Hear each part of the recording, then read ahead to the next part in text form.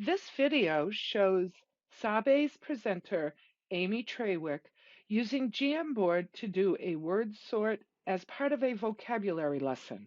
This is a kind of the same idea, except you're using multiple roots. And what I'd like you to do is grab a word on the right and move it under, whoops, I'm still in the drawing mode. Let's get back to, so just grab a word and does it permit? Does that have the pattern that I see in fract, flect, ject, or mismit? Here we go.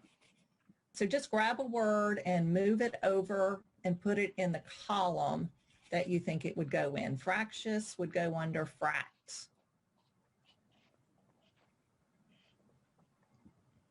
While you do that, I'll erase my little line. Don't want a messy board. All right, just keep moving them around.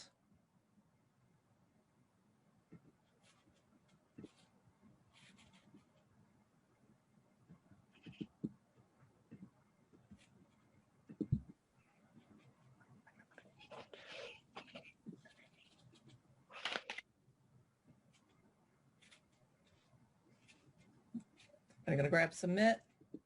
Ah, good. Okay. Same ideas with the word tree. You can either have students try to figure out what the words have in common, and they really do find this interesting. You know, it's putting on their detective hat and figuring things out.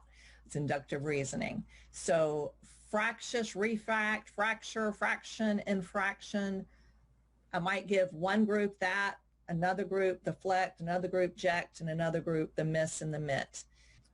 Or you can go ahead and tell them what the word means and then see if they can apply that meaning. So just for your jollies, fract means to break, flect means to bend, ject means to throw, and miss and mit mean to send. So fract means to break, fractious. How is that to break? If somebody is fractious, they're breaking a relationship.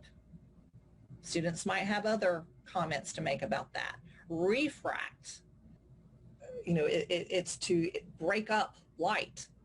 Fraction, you're taking a whole and you're breaking it up. So it's, you know, you can use words that you know that students know, but pepper in a couple of words that they don't know, so they have to figure out what could it mean, just to get a guess. Because sometimes when we're reading, we don't have to have a precise definition. We just got to get a sense of what the word means in order to go, oh, okay, I know, I get what's going on here in this sentence. One other comment about doing word sorts. It's really important that we have students read the words and say the words. Read the words out loud. So before having students sort words, you may want to go through, point to each word and say what the word is. And then when they're sorting, you would invite students to say it, vocalize the word.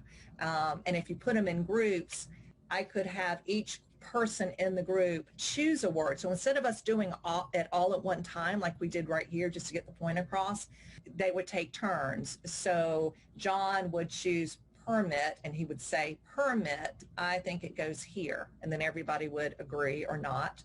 And you would say each word because that's how we build a working vocabulary that we can incorporate into our speaking as well. And when we hear it, we know, oh, that's the word that I actually know the meaning of. Any questions about word sorts? And let me tell you, I have this word sort as a handout, and it comes from the Words Their Way series. And then there's another online handout that I found on word sorts for derivational learners. So they're free if you don't have this book in your program.